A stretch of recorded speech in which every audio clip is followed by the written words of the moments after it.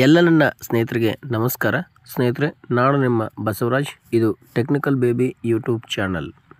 ಪ್ರಿಯ ಸ್ನೇಹಿತರೆ, ಈ ವಿಡಿಯೋದಲ್ಲಿ ಆಧಾರ್ ಕಾರ್ಡ್ ಮತ್ತು ಪ್ಯಾನ್ ಕಾರ್ಡನ್ನು ಲಿಂಕ್ ಮಾಡೋ ಪ್ರೊಸೀಜರ್ ಹೇಗೆ, ನಾವು ಯಾವ ರೀತಿ ಅದನ್ನು ಲಿಂಕ್ ಮಾಡಬೇಕು, ಇಲ್ಲಿ ಫೀಸ್ ಎಷ್ಟು, ಏನೇನು ಡಾಕ್ಯುಮೆಂಟ್ಸ್ ಬೇಕಾಗುತ್ತೆ ಮತ್ತು ರೂಲ್ಸ್ಗಳು ಏನೇನಿದಾವೆ ಅನ್ನೋದನ್ನು ಈ ವಿಡಿಯೋದಲ್ಲಿ ನೋಡೋಣ. ಸ್ನೇಹಿತರೆ, ನಿಮ್ಮ ಮೊಬೈಲ್ ಅಥವಾ ಪಿ ಸಿಯಲ್ಲಿ ನೀವು ಮೊದಲಿಗೆ ಫಿಲ್ಲಿಂಗ್ ವೆಬ್ಸೈಟನ್ನು ಓಪನ್ ಮಾಡ್ಕೋಬೇಕಾಗುತ್ತೆ. ಯಾವುದಾದ್ರೂ ಒಂದು ಬ್ರೌಸರನ್ನು ಓಪನ್ ಮಾಡಿ ಅಲ್ಲಿ ಫಿಲ್ಲಿಂಗ್ ವೆಬ್ಸೈಟನ್ನು ಓಪನ್ ಮಾಡ್ಕೊಳ್ಳಿ ಸ್ನೇಹಿತರೆ.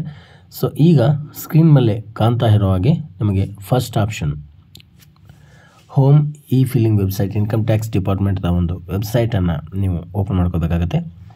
ಸೊ ಇಲ್ಲಿ ನೋಡ್ತಾ ಇದ್ದೀರಾ, ಲಿಂಕ್ ಫ್ಯಾನ್ ಅನ್ನೋ ಒಂದು ಆಪ್ಷನ್ ಕಾಣ್ತಾ ಇದೆ. ಈ ಲಿಂಕ್ ಫ್ಯಾನ್ ಆಪ್ಷನ್ ಮೇಲೆ ಒಂದು ಸಾರಿ ನೀವು ಕ್ಲಿಕ್ ಮಾಡಬೇಕಾಗುತ್ತೆ ಸ್ನೇಹಿತರೆ. ನಿಮ್ಮ ಪ್ಯಾನ್ ಮತ್ತು ಆಧಾರ್ ಕಾರ್ಡ್ ಈಗಾಗಲೇ ಲಿಂಕ್ ಆಗಿದ್ದರೆ ಇಲ್ಲಿ ಲಿಂಕ್ ಆಲ್ರೆಡಿ ಇದೆ ಅನ್ನೋ ಒಂದು ಮೆಸೇಜನ್ನು ನಿಮಗೆ ಪಾಪಪ್ ಮಾಡುತ್ತೆ. ಒಂದು ವೇಳೆ ಇಲ್ಲಿ ಲಿಂಕ್ ಆಗಿರದೇ ಇದ್ದರೆ ನಿಮಗೆ ಪೇಮೆಂಟ್ ಮಾಡೋ ಆಪ್ಷನನ್ನು ಇಲ್ಲಿ ಪ್ರೊಸೆಸ್ ಮಾಡುತ್ತೆ ಸ್ನೇಹಿತರೆ.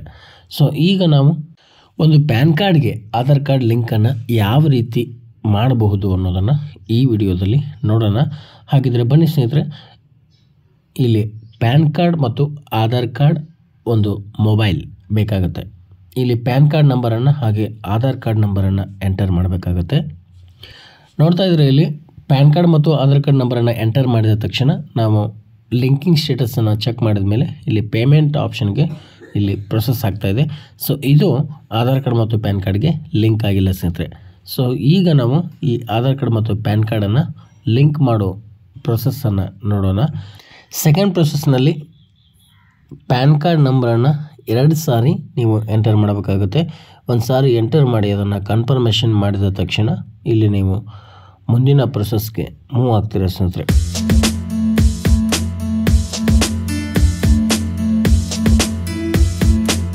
ಸ್ನೇಹಿತರೆ, ಒಂದು ಕೆಳಗಡೆ ಮೊಬೈಲ್ ನಂಬರನ್ನು ಕೇಳ್ತಾ ಇದೆ. ನೀವು ಈಗಾಗಲೇ ನಿಮ್ಮ ಆಧಾರ್ ಕಾರ್ಡ್ಗೆ ಮೊಬೈಲ್ ನಂಬರನ್ನು ಲಿಂಕ್ ಮಾಡಿದರೆ ಅದೇ ಮೊಬೈಲ್ ನಂಬರನ್ನು ಇಲ್ಲಿ ಎಂಟರ್ ಮಾಡಿ. ಇಲ್ಲ ಅಂದರೆ ನೀವು ಯಾವುದಾದ್ರೂ ನಿಮ್ಮ ಹತ್ತಿರ ಇರ್ತಕ್ಕಂಥ ಮೊಬೈಲ್ ನಂಬರನ್ನು ಎಂಟರ್ ಮಾಡ್ಬೋದು ಸ್ನೇಹಿತರೆ. ಆ ನಂಬರ್ಗೆ ನಿಮಗೆ ಒಂದು OTPಯನ್ನು ಕೊಡಲಾಗುತ್ತೆ. ಸೊ ಇಲ್ಲಿ ಕಂಟಿನ್ಯೂ ಕ್ಲಿಕ್ ಮಾಡಿದ ನಂತರ ಒಂದು OTPಯನ್ನು ಸೆಂಡ್ ಮಾಡಿದೆ. ನೋಡ್ತಾ ಇದ್ದೀರಾ, ಇಲ್ಲಿ ಸ್ಕ್ರೀನ್ ಮೇಲೆ ಕಾಣ್ತಾ ಇರೋ ಹಾಗೆ ನಿಮ್ಮ ಮೊಬೈಲ್ಗೆ ಒಂದು ಬಂದಿರತಕ್ಕಂಥ OTPಯನ್ನು ನಾವಿಲ್ಲಿ ಎಂಟರ್ ಮಾಡಬೇಕಾಗುತ್ತೆ. ಎಂಟರ್ ಮಾಡಿದ ತಕ್ಷಣ ಕಂಟಿನ್ಯೂ ಆಪ್ಷನನ್ನು ಕ್ಲಿಕ್ ಮಾಡಬೇಕಾಗುತ್ತೆ ಸ್ನೇಹಿತರೆ.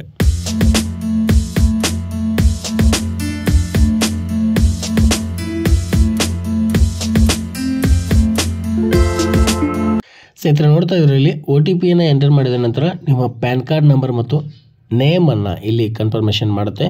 ಸೊ ನಾವು ಇಲ್ಲಿಂದ ಕಂಟಿನ್ಯೂ ಆಪ್ಷನನ್ನು ಒಂದು ಸಾರಿ ಕ್ಲಿಕ್ ಮಾಡಿದ ನಂತರ ಇಲ್ಲಿ ಪೇಮೆಂಟ್ ಸ್ಟೇಜ್ಗೆ ಈ ಪ್ರೊಸೆಸ್ ಮೂವ್ ಆಗುತ್ತೆ ಸ್ನೇಹಿತರೆ.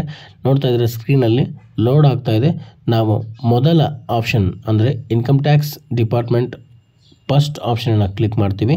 ಇಲ್ಲಿ ಪ್ರೊಸೀಡ್ ಅನ್ನೋ ಒಂದು ಆಪ್ಷನ್ ಕಾಣ್ತಾ ಇದೆ. ನೋಡ್ತಾ ಇದ್ರೆ ಸ್ನೇಹಿತರೆ, ಈ ಪ್ರೊಸೀಡ್ ಅನ್ನೋ ಆಪ್ಷನ್ ಮೇಲೆ ನಾವು ಒಂದು ಸಾರಿ ಕ್ಲಿಕ್ ಮಾಡಿದ ನಂತರ ಅದು ಪೇಮೆಂಟ್ ಆಪ್ಷನ್ಗೆ ಮೂವ್ ಆಗುತ್ತೆ ಸ್ನೇಹಿತರೆ.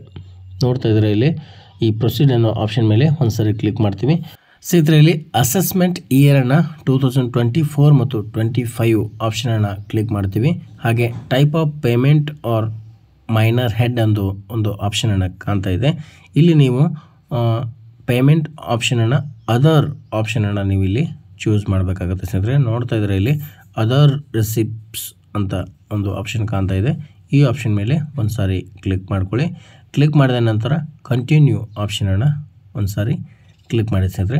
ನೋಡ್ತಾ ಇದ್ರೆ ಇಲ್ಲಿ ಇಂಪಾರ್ಟೆಂಟ್ ಮೆಸೇಜ್ ಏನಪ್ಪ ಅಂದರೆ free for delay in linking PAN with Aadhaar ಅಂತ ಒಂದು ಆಪ್ಷನ್ ಕಾಣ್ತಾ ಇದೆ.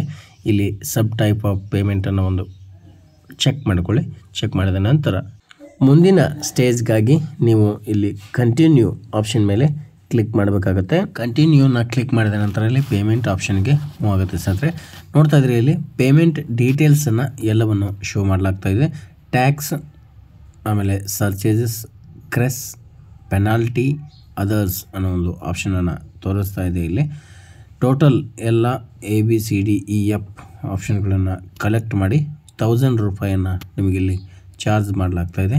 ಸೊ ನೀವು ಇಲ್ಲಿ ಕಂಟಿನ್ಯೂ ಆಪ್ಷನ್ ಮೇಲೆ ಕ್ಲಿಕ್ ಮಾಡಿದ ನಂತರ ಇಲ್ಲಿ net banking, debit card, pay bank, ಆಮೇಲೆ RTGS, ನೆಫ್ಟ್ ಅನ್ನೋ ಆಪ್ಷನ್ಗಳನ್ನು ಕಾಣ್ತಾ ಇದೆ. ಬಟ್ ನಾನಿಲ್ಲಿ ರೆಫರ್ ಮಾಡ್ತಾ ಇರೋದು ನಿಮಗೆ ಈ ಡೆಬಿಟ್ ಕಾರ್ಡ್ ಮತ್ತು ನೆಟ್ ಬ್ಯಾಂಕಿಂಗ್ ಆಪ್ಷನ್ ಮೇಲೆ ನೀವು ಈ ಪೇಮೆಂಟನ್ನು ಪೇ ಮಾಡ್ಬೋದು ಸ್ನೇಹಿತರೆ. ಪೇಮೆಂಟ್ ಮಾಡೋದಕ್ಕಾಗಿ ನೀವು ಬ್ಯಾಂಕನ್ನು ಸೆಲೆಕ್ಟ್ ಮಾಡಿ ನಂತರ ಪೇಮೆಂಟನ್ನು ಮಾಡೋದಕ್ಕೆ ನೀವು ಕಂಟಿನ್ಯೂ ಆದಾಗ ಇಲ್ಲಿ ಟರ್ಮ್ಸ್ ಆ್ಯಂಡ್ ಕಂಡೀಷನ್ಸನ್ನು ನೀವು ಅಗ್ರಿ ಮಾಡ್ಕೋಬೇಕಾಗುತ್ತೆ. ಇಲ್ಲಿ ಸಬ್ಮಿಟ್ ಮಾಡಿ ನಂತರ ನಿಮ್ಮ ಪೇಮೆಂಟನ್ನು ನೀವು ಕಂಟಿನ್ಯೂ ಮಾಡಬೇಕಾಗುತ್ತೆ. ಸೊ ನೀವಿಲ್ಲಿ ನೋಡ್ತಾ ಇದ್ದೀರ ಈ ಕಾರ್ಡ್ ಅಥವಾ ಉಳಿದ ಡೀಟೇಲ್ಸ್ಗಳನ್ನು ನೀವು ಎಂಟರ್ ಮಾಡೋದ್ರ ಮೂಲಕ ಈ ಪೇಮೆಂಟನ್ನು ಕಂಪ್ಲೀಟ್ ಮಾಡಬೇಕಾಗುತ್ತೆ ಸ್ನೇಹಿತರೆ.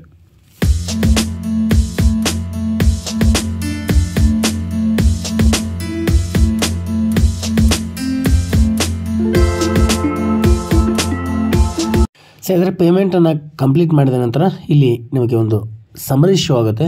ಇಲ್ಲಿ ಪೇಮೆಂಟ್ ಮಾಡಿರೋ ಡೀಟೇಲ್ಸನ್ನು ಶೋ ಮಾಡಲಾಗುತ್ತೆ. ಈ ಪೇಮೆಂಟ್ ಮಾಡಿದ ನಂತರ ನಿಮಗೆ ಒಂದು ರಿಸಿಪ್ಟನ್ನು ಕೂಡ ಜನ್ರೇಟ್ ಮಾಡಲಾಗಿದೆ. ಈ ರಿಸಿಪ್ಟನ್ನು ನೀವು ಡೌನ್ಲೋಡ್ ಮಾಡ್ಕೋಬೇಕಾಗುತ್ತೆ. ಡೌನ್ಲೋಡ್ ಮಾಡಿ ಫ್ಯೂಚರ್ ರೆಫರೆನ್ಸ್ಗಾಗಿ ಇದನ್ನು ನೀವು ನಿಮ್ಮ ಹತ್ರನೇ ಇಟ್ಕೋಬೇಕಾಗುತ್ತೆ ಸ್ನೇಹಿತರೆ. ಪ್ರಿಯ ಸ್ನೇಹಿತರೆ, ಪೇಮೆಂಟ್ ಕಂಪ್ಲೀಟ್ ಆದ ನಂತರ ನೀವು ಈ ಪ್ರೊಸೆಸನ್ನು ಕಂಟಿನ್ಯೂ ಮಾಡೋದಕ್ಕಾಗಿ ಸುಮಾರು 5 ರಿಂದ 6 ನಿಮಿಷ ವೇಟ್ ಮಾಡಬೇಕಾಗುತ್ತೆ. ಒಂದೊಂದು ಸಾರಿ ಇದು 2 ಡೇಸ್ವರೆಗೂ ಟೈಮನ್ನು ತೆಗೆದುಕೊಳ್ಳುತ್ತೆ ಸ್ನೇಹಿತರೆ. ನಿಮ್ಮ ಪೇಮೆಂಟ್ ಕನ್ಫರ್ಮೇಷನ್ ಆಗಿ ನಿಮ್ಮ ಚಾನಲ್ ಜನ್ರೇಟ್ ಆಗಿರುತ್ತಲ್ಲ, ಆ ಜನ್ರೇಟ್ನೊಂದಿಗೆ ನಿಮ್ಮ ಪ್ಯಾನ್ ಕಾರ್ಡ್ ಹಾಗೆ ಆಧಾರ್ ಕಾರ್ಡ್ ಲಿಂಕ್ಗೆ ಈ ಪೇಮೆಂಟನ್ನು ಪ್ರೊಸೆಸ್ ಮಾಡಿ ಅದನ್ನು ಮ್ಯಾಚ್ ಮಾಡಲಾಗುತ್ತೆ. ಸ್ನೇಹಿತರೆ, ಪ್ರಮುಖ ಮಾಹಿತಿ ಏನಪ್ಪ ಅಂದರೆ, ನೀವು ಆಧಾರ್ ಕಾರ್ಡ್ ಮತ್ತು ಪ್ಯಾನ್ ಕಾರ್ಡ್ ಲಿಂಕ್ ಮಾಡೋದಕ್ಕಾಗಿ ಪೇಮೆಂಟನ್ನು ಮಾಡಿದ ಮೇಲೆ ಸುಮಾರು 5 ರಿಂದ 10 ನಿಮಿಷದವರೆಗೆ ಒಂದೊಂದು ದಿನ, ಇದು 2 ದಿನಗಳವರೆಗೆ ಟೈಮನ್ನು ತೆಗೆದುಕೊಳ್ಳುತ್ತೆ. ಜಾಸ್ತಿ ಹಾಗೆ ಆಗೋಕ್ಕೆ ಚಾನ್ಸ್ ಇಲ್ಲ. 5 ರಿಂದ 10 ನಿಮಿಷದಲ್ಲಿ ನಿಮ್ಮ ಪೇಮೆಂಟ್ ಪ್ರೊಸೆಸ್ ಆಗಿ ಲಿಂಕ್ ಮಾಡೋಕ್ಕೆ ನಿಮಗೆ ಅವಕಾಶವನ್ನು ನೀಡಲಾಗುತ್ತೆ. ಸೊ ನೀವು ಈ ಪ್ರೊಸೆಸ್ಸನ್ನು ಕಂಟಿನ್ಯೂ ಮಾಡಬೇಕಾಗುತ್ತೆ ಸ್ನೇಹಿತರೆ.